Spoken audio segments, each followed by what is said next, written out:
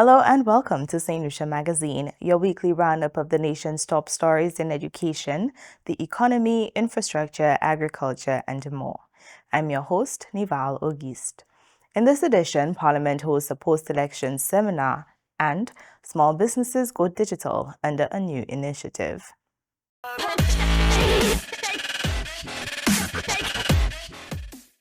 St. Lucia's Parliament last week hosted a post-election seminar aimed at strengthening parliamentary leadership, governance, and public engagement. Kendall Eugene has the story. St. Lucia's Parliament opened a post-election seminar last week, bringing together parliamentarians and a delegation from the Commonwealth Parliamentary Association UK, CPA UK branch. Senate President Honourable Alvina Reynolds welcomed the delegates and highlighted the importance of collaboration and continuous learning for elected officials. This seminar will strengthen participants' understanding of their roles and responsibilities, enhance knowledge of parliamentary procedures and practices, and provide practical insights into effective scrutiny. Reynolds noted that both newly elected and returning parliamentarians were participating in the sessions, which focused on topics including parliamentary conduct, oversight, public engagement, and building effective relationships within government. Colleagues, we are here to learn from and with each other. Albeit there are differences in population, culture, resources, policies, etc. But we are here today with one single aim, and that of being effective parliamentarians, elected or appointed. Members of the UK delegation also emphasized the importance of bipartisan cooperation and the long-standing relationship between St. Lucia and the United Kingdom. The delegation described the seminar as an opportunity for mutual learning where both countries can exchange ideas and experiences on parliamentary leadership and governance. This workshop provides an opportunity for all parliamentarians and members around here to share experiences, exchange knowledge, good practice, and reflect together the opportunities and the challenges that we will have faced post-election. The one-week post-election seminar formed part of ongoing efforts by the Commonwealth Parliamentary Association to strengthen democratic institutions and parliamentary effectiveness across member states. For the Government Information Service, I am Kendall Eugene reporting. A new initiative aimed at modernizing St. Lucia's small business sector is already showing results, with dozens of enterprises benefiting from point-of-sale card machines and digital payment training. Jessie Leos tells us more. For many small-scale enterprises, conducting business in cash only is becoming unsustainable. To support the digital shift, the Department of Commerce is removing the financial entry barrier by paying for a year's subscription to point-of-sale card machines for small and medium enterprises, with the Bank of St. Lucia facilitating the technical rollout. Bridge Street branch manager Keitha Leon is one of the facilitators. We allow persons to go through the process. One, we're going to inform them of the credit card machines, what is accepted, what they can do with the machine, what are the different transactions that they can do. In terms of processes, we will look at the different accounts that come with that machine. Because as anything, you would have the machine itself, but the funds are transferred to another checking account, and that is where you will see all of your transactions in there. So we go through a walkthrough, step by step with those persons, so they see how to register. We highlight different things in terms of their own business, what it is in their certificates that sometimes they don't even know. Leon reports that on average, 5 business owners visit BOSL daily to register for point-of-sale card machines. Terrell Nicholas, owner of the artisan jewelry business Illuminating Designs, says the machine and training she received through the Department of Commerce's Digital Enhancement Initiative helped to boost her sales volume. I was able to get more sales, especially around the time that I got it, which was approaching jazz. And at that, usually before, what would happen is if I don't have a card machine, I lose out on the sales. So I was able to capitalize on that because of the card machine. So you have the foreigners who come and they may not have disposable cash, but they have the card, and I could actually make a sale. But it isn't just about the swipe. These machines simplify record keeping and tax filing while providing real-time analytics to help owners make smarter business decisions. Commerce and Industry Officer at the Department of Commerce, Joyce Daniel Ainville, encourages beneficiaries of the program to avail themselves to the mandatory training at the bank. Ministry now has put one foot forward to provide a subscription for 1 year with the point of sale machines, and their part right now would just be to attend the training and receive their machines, do their part. And so I guess the call is actually out to MSMEs to get there and take advantage of the opportunities that are presented. To date, 78 small-scale businesses have been beneficiaries of the point-of-sale card machines through the Digital Enhancement Program, ensuring that these enterprises no longer lose vital revenue while simultaneously laying the groundwork for a more efficient cashless future for St. Lucia's small business sector. For the Department of Commerce, I am Jessie Leonce reporting. Government is moving to restructure the Small Business Development Center into a statutory body as part of a push to boost support for entrepreneurship and reduce barriers for small business formation in St. Lucia. The Minister for Tourism and Investment, the Honourable Ernest Hilaire, has outlined plans to transform the Small Business Development Center into a modernized statutory institution aimed at strengthening support for entrepreneurs. Speaking in the House of Assembly, Dr. Hilaire said the reformed entity will address long-standing constraints in the current system and provide a streamlined one-stop facility for business development. The objective, he said, is to eliminate bureaucratic barriers that often prevent young entrepreneurs from translating ideas into registered businesses. So, Mr. Speaker, the vision for a reformed Small Business Development Center, Mr. Speaker, is about transforming all the constraints that exist in this system, Mr. Speaker, for thousands of young people, for women, for men, Mr. Speaker, so they can start their own businesses, Mr. Speaker. We want a one-stop modern facility. So that young entrepreneur in Cicero should not have to choose between his dream and a wall of paperwork. Under this government, he would not have to. The Transform Small Business Development Center means that ideas become registered businesses and businesses become employers. The proposed reform will ensure that individuals, particularly youth and women, can access simplified services to start and formalize businesses without excessive administrative hurdles. According to the minister, the transformation is intended to ensure that ideas are converted into viable enterprises and that businesses are better positioned to grow into employers within the economy. The proposed organizational structure of the Small Business Development Center represents a shift towards a more accessible and efficient system that supports entrepreneurship at every stage of development. From the Government Information Service, Rajvaro Lawrence reporting. Still to come, the Caribbean pilots a new approach to math assessment. Stay with us.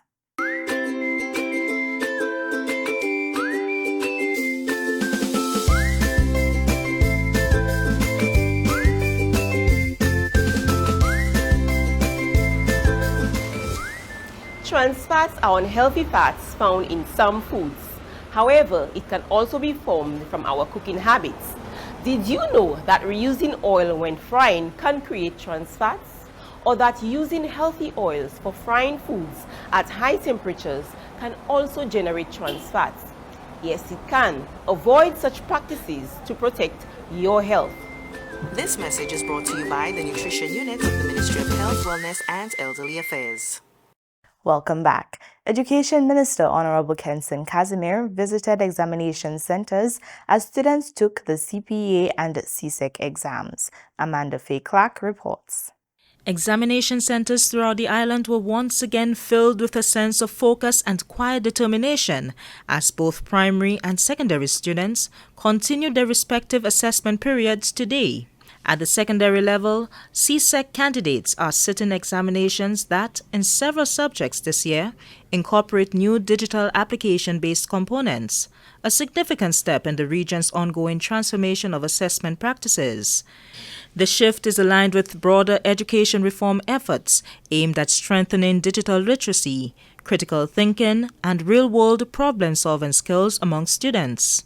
At the primary level, CPEA candidates continue to demonstrate calm readiness as they progress through the second and last day of one of the most defining stages of their early academic journey. At the center of today's visits by Honorable Kenson Casimir was also a message of reassurance that students are not alone in their journey, but supported by an entire national education system committed to their success. This would be an end of a journey and the start of the rest of their life. So doing their utmost is what is important, and they know they have been trained, and the training that they have received, they will continue on this leg. At the Seventh-day Adventist Academy, the minister's visit was met with appreciation from school leadership, who described the moment as both affirming and unifying for the school community.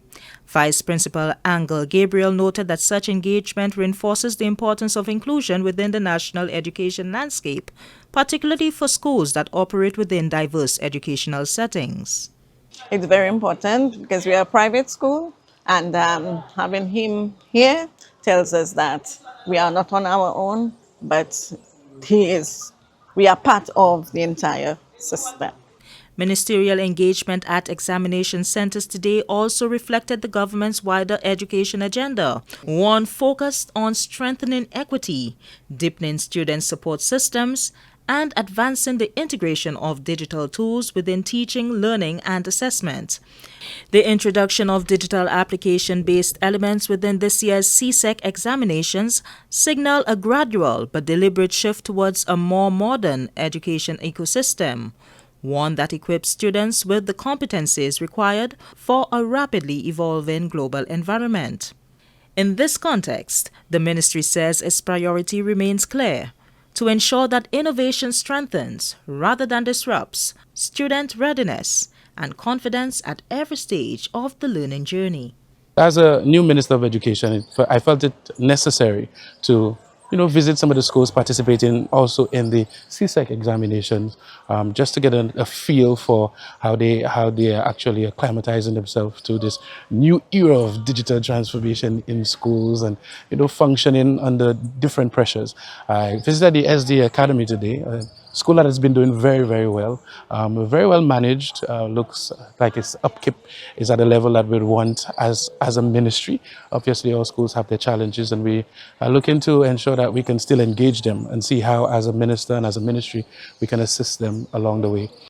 Beyond the examination walls, today's engagements underscored a broader national commitment to build an education system that is inclusive, digitally responsive, and firmly anchored in the belief that every learner deserves an opportunity to succeed. In that shared national effort, students are supported by families, guided by educators, and backed by an education ministry committed to their growth and future. For the Department of Education and Digital Transformation, this is Amanda Clark reporting. St. Lucia on Tuesday hosted its first sitting of the Caribbean Targeted Education Certificate, or CTEC, a new modular approach to CSEC mathematics aimed at improving student performance across the region. Brian O'Brien has the details. St. Lucia hosted the first ever day of the Caribbean Targeted Education Certificate, CTEC, on Tuesday. It is a micro-credential or modular approach to the Caribbean Secondary Education Certificate, CSEC program. According to the Registrar of Examinations, Patterson Abraham, the Caribbean Examinations Council, CXC, has decided to pilot Module 1 of the mathematics examinations, given that it has been a troubling subject for students over the years. on the past performances that we have seen in mathematics, not only in St. Lucia but across the region, this approach gives students an opportunity to attain a micro-credential pass, given that the topics, the number of areas that they have to cover is less than the CSEC program. So it really allows them to focus on a few topics at a time and to be able to do as well as they can on just one module, and then to build onto the next module. And at the end, after attaining 3 passes at the module, they will then attain a CSEC pass. The registrar visited a number of schools where modules were being held and gave a positive outlook on how the historic day one of CTEC had been. From my visits and from my communication with the centers that are doing CTEC, everything seemed to be under control. Yes, today is the paper 2 of module 1, which is a hybrid exam. The students are given the question on a device and they are writing the answers in an answer booklet. So far, we have no major incidents. Everything seems to be under control. So we look to be having a very successful sitting of CTEC this year. Mr. Abraham described the new initiative as one of great importance and was confident it would provide an opportunity for students to improve on performances. From the Department of Education and Digital Transformation, I'm Ryan O'Brien. Coming up next, an anti-smoking campaign aims to educate about the dangers of substance abuse and an update on the Hanta virus. Across our Caribbean, we're going digital, working smarter and living safer online. In Dominica, we don't fall for fake prizes. We check before we click. In Grenada, we verify before we share, keeping our hard-earned money safe from hackers. In St. Lucia, we report cyberbullying, protecting our children and each other. In St. Vincent and the Grenadines, we report scams fast, protecting our neighbors and our communities. Together, we're building a cyber-smart Caribbean, keeping our people and our data safe, standing up to scams and cybercrime. We stay connected, but always alert. This message is brought to you by the Caribbean Digital Transformation Project. Stay smart, stay safe. Think CARD TP. Visit cardtpconnect.org. Welcome back. The Ministry of Health's Substance Abuse Advisory Council Secretariat has launched a national smoking deterrence campaign aimed at raising awareness about the dangers of smoking, vaping, and secondhand smoke exposure. Fennel Neptune has the details. The Substance Abuse Advisory Council Secretariat, SACS, within the Ministry of Health, Wellness and Nutrition, has initiated a national smoking deterrence campaign aimed at bringing awareness on the impact of smoking on human health and also the risk posed by exposure to public smoking. Given the growing concern and need to address the new trends in smoking, which include the growing use of electronic devices like vapes and increased public smoking of both tobacco and cannabis products, the Secretariat recognized the need to engage the population on making healthier lifestyle choices. Acting Deputy Coordinator of the Substance Abuse Advisory Council Secretariat, Caleb Paul, says this campaign is extremely important as it focuses on the rising burden of smoking-related diseases such as chronic obstructive pulmonary disease, COPD. The main aim is to bring the truth out as it pertains to the harms associated with all types of smoking. And we know that it's important for the time that we find ourselves in St. Lucia with the epidemic of illnesses like COPD. And we really want to take a preventative step, especially saving our young persons from reaching to that point where they have to be hooked up to some type of oxygen or struggling to take their next breath. So it's really a matter of saving the next generation from these issues that someone would encounter through smoking.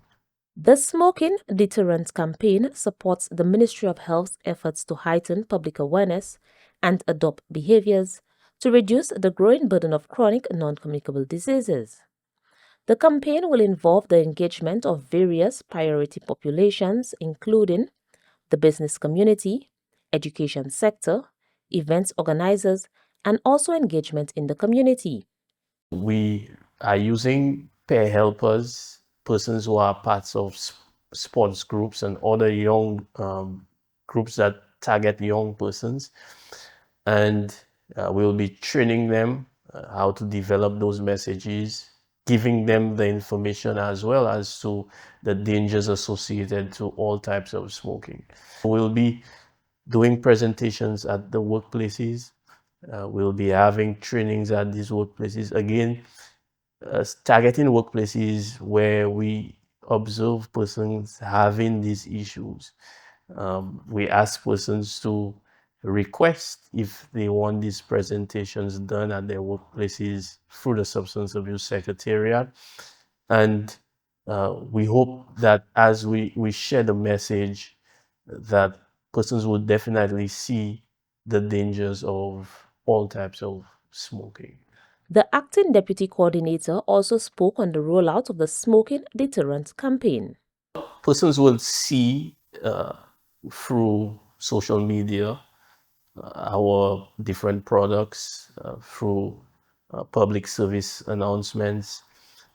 Persons would see billboards going up in their communities with, images that will catch their attention, and we want persons to interact with these messages when they see them. So you would see them through your WhatsApp, through your Instagram.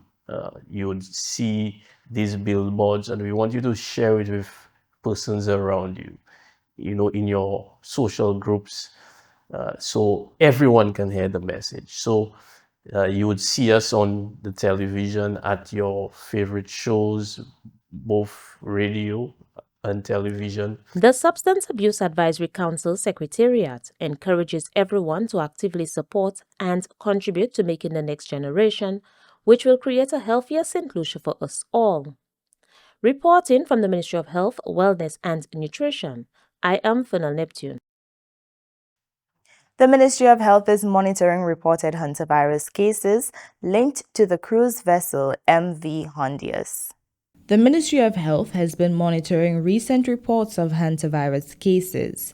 The cases have been linked to the cruise vessel MV Hondius, which departed Argentina on April 1st, carrying passengers and crew from 28 countries. National epidemiologist within the Ministry of Health, Dr. Michelle Fassois, explained that St. Lucia is currently considered low risk for the hantavirus. The outbreak on the vessel has resulted in 9 reported cases of hantavirus, including 3 deaths as of May 11, 2026.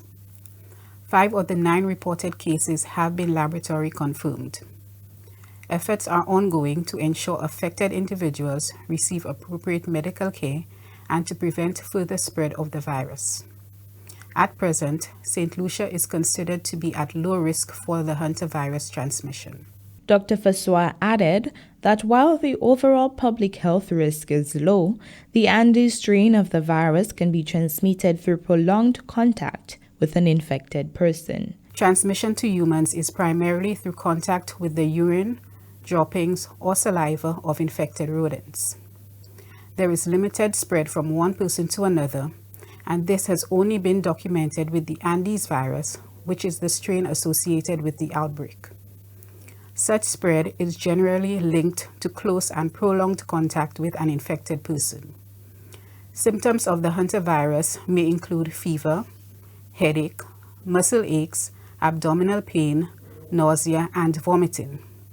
In severe cases, the illness can progress rapidly to coughing, shortness of breath, fluid accumulation in the lungs, and shock. The Ministry of Health advises persons to avoid rodent-infested areas and use appropriate protective measures, including face masks, gloves, and disinfectants to reduce the risk of exposure to airborne particles that may carry the virus. There are currently no suspected or confirmed cases of the Hanta virus in St. Lucia. For the Government Information Service, I am Nival Auguste. And with that, we wrap up this edition of St. Lucia Magazine. A heartfelt thank you to everyone who contributed to this production, the GIS team, the National Television Network, and the communication officers across government ministries. Thank you for watching NTN Channel 122 and following the official social media platforms of the Government of St. Lucia. I am Nival Auguste. Until next time, stay informed, stay engaged as we continue tracking St. Lucia's progress. Take